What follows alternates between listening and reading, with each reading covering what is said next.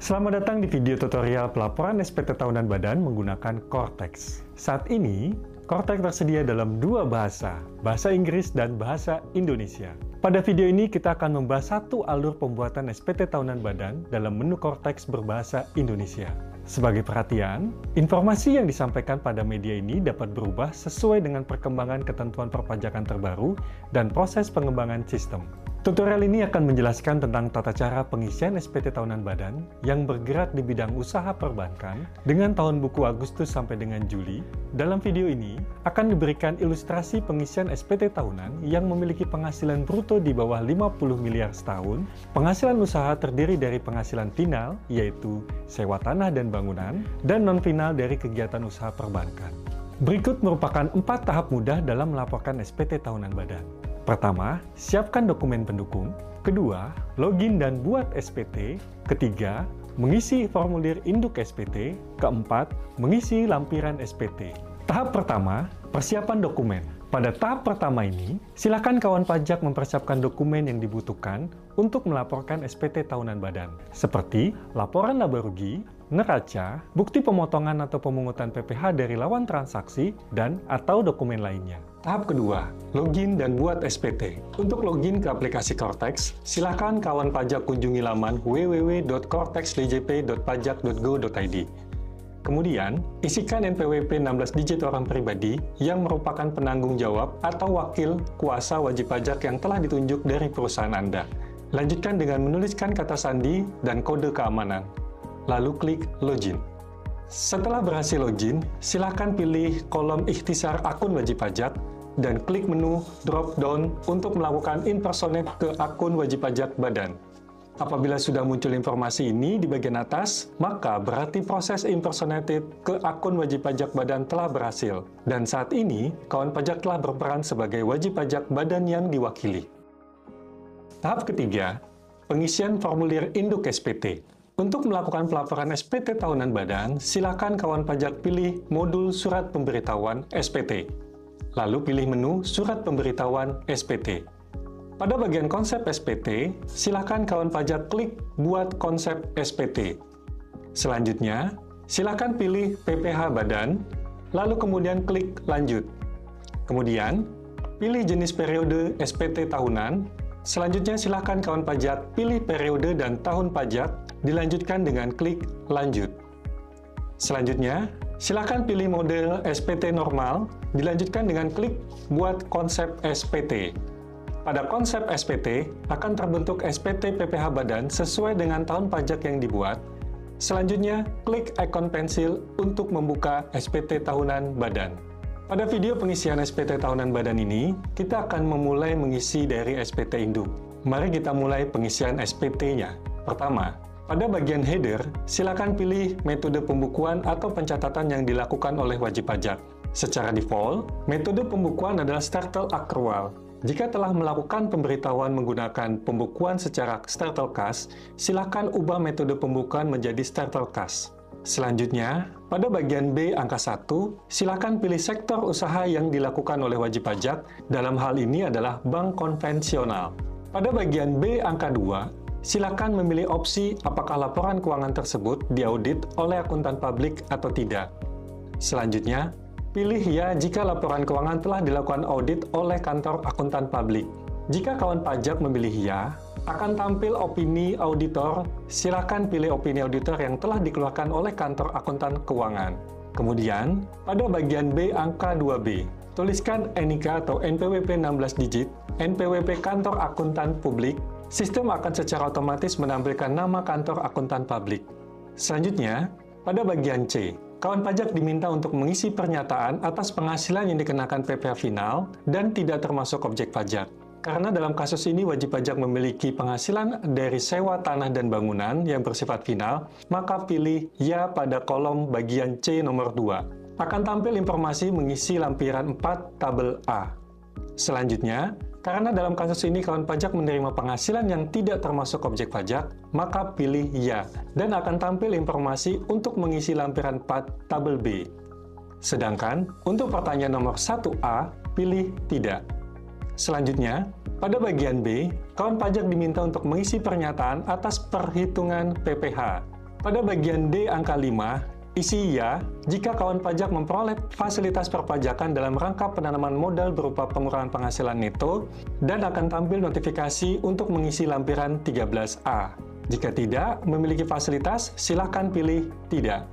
Selanjutnya, pada bagian D nomor 6, isi ya jika kawan pajak memperoleh fasilitas pengurangan penghasilan bruto untuk kegiatan praktik kerja, pemagangan, dan atau pembelajaran dalam rangka pembinaan dan pengembangan sumber daya manusia berbasis kompetensi tertentu dan akan tampil notifikasi mengisi lampiran 13B, tabel A, dan B. Jika tidak memiliki fasilitas, silakan pilih tidak. Selanjutnya, pada bagian D angka 8, isi ya jika kawan pajak terdapat kerugian fiskal yang dapat dikompensasikan dan akan tampil notifikasi untuk mengisi lampiran 7. Jika tidak memiliki kerugian fiskal yang akan dikompensasikan, silakan pilih tidak. Selanjutnya, pada bagian D angka 10, isi ya jika kawan pajak memperoleh fasilitas pengurangan penghasilan bruto untuk kegiatan penelitian dan pengembangan, dan akan tampil notifikasi untuk mengisi lampiran 13B, tabel C, dan D. Jika tidak memiliki fasilitas, silakan pilih tidak. Selanjutnya, pada bagian D angka 11, silakan kawan pajak memilih tarif pajak yang digunakan dengan mengklik drop down pada kolom PPh terutang. Jika kawan pajak memiliki penghasilan di atas 50 miliar setahun, silakan pilih tarif ketentuan umum pasal 17 ayat 1 huruf B Undang-Undang PPh. Namun, jika kawan pajak memiliki penghasilan bruto di bawah 50 miliar setahun, silakan pilih tarif fasilitas pasal 31E ayat 1 Undang-Undang PPh dan akan terdapat informasi untuk mengisi lampiran 8. Selanjutnya, pada bagian E, kawan pajak diminta untuk mengisi pernyataan atas pengurangan PPh terutang. Pada bagian E angka 13, isi ya jika kawan pajak memiliki kredit pajak yang dibayar di luar negeri dan atau dipotong atau dipungut oleh pihak lain, dan akan tampil notifikasi untuk mengisi lampiran 3. Jika tidak memiliki, silakan pilih tidak. Pada bagian E angka 15, silahkan kawan pajak menuliskan jumlah pokok pajak jika memiliki surat tagihan pajak PPh pasal 25. Pada bagian E angka 16, isi ya jika kawan pajak memiliki fasilitas pengurangan PPh badan dan akan tampil notifikasi untuk mengisi lampiran 13C. Jika tidak memiliki fasilitas, silakan pilih tidak. Selanjutnya, pada bagian F, kawan pajak diminta untuk mengisi pernyataan PPh kurang atau lebih bayar. Pada bagian F angka 17B, isi ya jika kawan pajak memiliki surat keputusan persetujuan pengangsuran atau penundaan pembayaran. Jika tidak memiliki, silakan pilih tidak. Pada bagian F angka 18A, akan tervalid otomatis nilai jika SPT wajib pajak berstatus lebih bayar. Selanjutnya, proses pengembalian pajak akan dipilih pada bagian F angka 19A dengan memiliki proses pemeriksaan atau pengembalian pendahuluan. Selanjutnya, pada bagian G, kawan pajak diminta untuk mengisi pernyataan perhitungan angsuran PPh pasal 25 tahun berjalan jika kawan pajak merupakan wajib pajak tertentu yang harus menyampaikan laporan perhitungan angsuran PPh pasal 25 dan ada informasi untuk memastikan telah melaporkan SPT PPh pasal 25, namun jika bukan, silakan pilih tidak. Selanjutnya, pada bagian H, kawan pajak diminta untuk mengisi pernyataan transaksi. Pada bagian H angka 21A, pilih ya jika kawan pajak terdapat transaksi dengan pihak yang memiliki hubungan istimewa atau dengan pihak yang merupakan penduduk tax haven country. Kemudian, akan tampil notifikasi untuk melampirkan lampiran 10A, 10B, dan 10C. Namun, jika tidak memiliki, silakan pilih tidak. Pada bagian H angka 21B, pilih ya jika kawan pajak berkewajiban menyampaikan dokumen tertentu harga transfer, kemudian akan tampil notifikasi untuk mengisi lampiran 10D. Namun, jika tidak memiliki, silakan pilih tidak. Pada bagian H angka 21C, pilih ya jika kawan pajak terdapat penanaman modal pada perusahaan afiliasi, kemudian akan tampil notifikasi untuk mengisi lampiran 2 tabel B. Namun, jika tidak memiliki, silakan pilih tidak. Pada bagian H angka 21D, pilih ya jika kawan pajak memiliki hutang dari pemilik modal atau perusahaan afiliasi dan atau piutang ke pemilik modal atau perusahaan afiliasi akan tampil notifikasi untuk mengisi lampiran 2 tabel B. Namun, jika tidak memiliki, silakan pilih tidak. Pada bagian H angka 21E, pilih ya jika kawan pajak membebankan biaya penyusutan dan atau komersialisasi fiskal. Kemudian, akan tampil notifikasi untuk mengisi lampiran 9. Pada bagian H angka 21F, pilih Ya jika kawan pajak membebankan biaya entertain, biaya promosi dan penjualan, pengganti atau imbalan dalam bentuk natura atau kenikmatan, dan piutang yang nyata-nyatanya tidak tertagih, akan tampil notifikasi untuk mengisi lampiran 11A.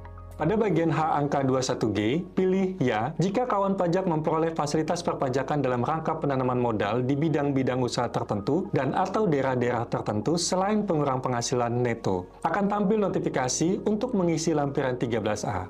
Namun, jika tidak memiliki, silakan pilih Tidak. Selanjutnya, pada bagian H angka 21H, pilih Ya jika kawan pajak memiliki sisa lebih yang digunakan untuk membangun dan pengadaan sarana prasarana, akan tampil notifikasi untuk mengisi lampiran 14. Namun, jika tidak memiliki, pilih Tidak. Selanjutnya, pada bagian H angka 21I, pilih Ya jika kawan pajak menerima atau memperoleh penghasilan dividen dari luar negeri dan melaporkannya sebagai penghasilan yang tidak termasuk objek pajak. Namun, jika tidak memiliki, silakan pilih Tidak. Selanjutnya, pada bagian I, kawan pajak diminta untuk mengisi lampiran lainnya. Silakan kawan pajak melampirkan laporan keuangan atau laporan keuangan yang telah diaudit pada lampiran I huruf A1 dengan klik Pilih. Kemudian, pilih file laporan keuangan dalam bentuk file PDF, kemudian pilih Open, dan dilanjutkan dengan klik Unggah. File laporan keuangan yang berhasil diunggah akan terlihat. Silakan kawan pajak upload lampiran dokumen lainnya yang diwajibkan pada SPT tahunan. Tahap keempat, pengisian lampiran SPT tahunan PPH. Gulir ke bagian paling atas untuk melihat lampiran yang harus diisi. Selanjutnya, silakan kawan pajak pilih L1E untuk mengisi rekonsiliasi laporan keuangan bank konvensional. Pada bagian ini terdapat dua bagian, yaitu laporan laba rugi dan laporan posisi keuangan. Pada bagian laporan laba rugi, silakan pilih tanda pensil untuk mengisi akun laporan keuangan. Untuk saat ini, silakan pilih tanda pensil pada akun pendapatan bunga rupiah. Pada bagian ini, kawan pajak diminta untuk mengisi nominal transaksi pada akun pendapatan bunga rupiah. Selanjutnya, tulis nominal pendapatan bunga rupiah pada nilai komersial. Jika terdapat pendapatan yang bukan objek pajak, silakan isi nominal pada kolom non-objek pajak. Kemudian, jika kawan pajak terdapat penghasilan yang dikenakan final, silakan isi pada kolom dikenakan PPh final. Selanjutnya, jika terdapat koreksi fiskal positif atau koreksi fiskal negatif, silakan kawan pajak tuliskan nominal pada kolom koreksi fiskal. Jika tidak ada transaksi, silakan isi dengan angka 0. Karena wajib pajak memiliki penghasilan dari dividen yang merupakan penghasilan bukan objek pajak, silakan klik tanda pensil pada akun dividen. Tuliskan nilai dividen yang diterima pada kolom nilai komersial. Selanjutnya, tuliskan nominal penghasilan yang merupakan bukan objek pajak. Dan isi 0 untuk penghasilan dikenakan PPh final, koreksi fiskal positif, dan koreksi fiskal negatif. Kemudian, pilih kode koreksi fiskal, setelah itu klik simpan. Selanjutnya, jika terdapat beban yang dikeluarkan oleh kawan pajak, silakan pilih jenis akun beban dan klik tanda pensil. Kemudian, tulis nominal beban yang terdapat pada laporan keuangan pada nilai komersil. Jika terdapat koreksi fiskal positif atau koreksi fiskal negatif, silakan kawan pajak tuliskan nominal pada kolom koreksi fiskal. Jika tidak ada transaksi, silakan isi dengan angka 0. Karena pada kasus ini terdapat pendapatan lain yang bersifat final dari sewa tanah dan bangunan, maka silakan mengisi akun pendapatan lainnya dengan klik tanda pensil. Tuliskan nominal pendapatan lain yang diterima pada kolom nilai komersial dan tuliskan nominal tersebut pada kolom dikenakan PPh final. Selanjutnya, silakan gulirkan ke bawah untuk mengisi laporan posisi keuangan. Pada bagian aset, kewajiban, dan ekuitas, silakan kawan pajak tuliskan nominal pada akun yang tersedia sesuai dengan terdapat pada laporan keuangan kawan pajak. Jika sudah terisi dengan benar dan sesuai dengan laporan keuangan, silakan gulirkan ke atas dan pilih L4. Pada bagian ini, kawan pajak mengisi penghasilan yang dikenakan PPh final dan daftar penghasilan yang bukan objek pajak. Pada bagian A, daftar pendapatan yang dikenakan PPh final. Pada bagian ini akan terisi secara pre-populated dari bukti pemotongan yang telah dibuat oleh lawan transaksi. Namun, jika terdapat bukti potong yang tidak ter-pre-populated, silakan menambahkan bukti potong dengan klik Add. Masukkan NPWP 16 digit lawan transaksi. Selanjutnya, pilih jenis objek pajak dan tuliskan nominal dasar pengenaan pajak, kemudian klik Simpan. Selanjutnya, pada bagian B, yaitu daftar penghasilan yang tidak dikenakan pajak. Pada bagian ini hanya bisa diisi jika memilih ya pada bagian induk SPT pada bagian C3. Selanjutnya, gulirkan ke atas dan pilih L9. Untuk lampiran L9, berisi daftar penyusutan dan amortisasi fiskal. Terdapat 3 golongan harta yang harus diisi, yaitu harta berwujud, bangunan, dan harta tidak berwujud. Anda dapat mengisikan secara manual atau menggunakan skema impor data XML. Pada harta berwujud, terdapat 4 kelompok yang tersedia, yaitu kelompok 1, 2, 3, dan 4. Pada bangunan, terdapat 2 kelompok, yaitu bangunan permanen dan tidak permanen. Sementara, pada harta tidak berwujud, terdapat 4 kelompok yang tersedia. Isikan jenis harta, bulan atau tahun perolehan, harga perolehan, nilai sisa buku fiskal pada awal tahun, metode penyusutan atau amortisasi, besar penyusutan atau amortisasi fiskal tahun ini, sesuai dengan kelompok dan golongan hartanya. Untuk kawan pajak yang telah menyampaikan SPT tahunan badan tahun sebelumnya, daftar penyusutan atau amortisasi akan terisi secara pre-populated pada bagian kelompok penyusutan lainnya, dan silakan lakukan perubahan sesuai dengan kelompok penyusutan dan amortisasi. Selanjutnya, silakan gulirkan ke atas dan pilih L8. Pada lampiran L8, silakan kawan pajak masukkan data-data yang menjadi dasar perhitungan PPh pasal 31E pada kelompok Gross Turnover. Selanjutnya, sistem akan menghitung secara otomatis jumlah PPh yang terutang. Selanjutnya, gulirkan ke bagian atas dan pilih L2. Pada bagian ini, terdapat daftar pemegang saham atau pemilik modal dan jumlah dividen atau pembagian laba yang dibagikan serta daftar susunan pengurus dan komisaris. Selanjutnya, untuk mengisi jumlah besar modal yang disetor dan dividen atau pembagian laba, silakan kawan pajak klik tanda pensil. Tuliskan jumlah modal yang disetor oleh pemegang saham pada kelompok modal disetor dan presentase kepemilikan modal. Kemudian, tuliskan jumlah dividen atau pembagian laba yang diberikan. Jika sudah benar dan sesuai, silakan klik simpan. Lakukan berulang jika pemilik saham lebih dari 1 pemegang saham. Selanjutnya, silakan kawan pajak gulirkan kembali ke atas dan pilih L11B. Pada bagian ini, kawan pajak akan melakukan perhitungan biaya pinjaman yang dibebankan untuk keperluan perhitungan pajak penghasilan. Secara sistem, akan terisi secara otomatis sesuai dengan EBITDA. Kawan pajak bisa melakukan penulisan kembali sesuai dengan kondisi yang sebenarnya. Jika sudah sesuai, silakan kawan pajak gulir kembali ke bawah dan mengisi bagian 3 perhitungan biaya pinjaman.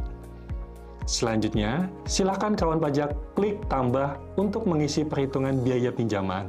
Akan tampil form pengisian, isikan nama pemberi pinjaman pada kolom pemberi pinjaman. Selanjutnya, tuliskan saldo rata-rata utang yang dimiliki. Kemudian, tuliskan biaya pinjaman bunga pada kolom yang tersedia. Dan jika ada, silakan kawan pajak tuliskan pada kolom yang tersedia biaya pinjaman yang dapat diperhitungkan dalam menghitung penghasilan kena pajak. Jika sudah benar dan sesuai, silakan klik simpan.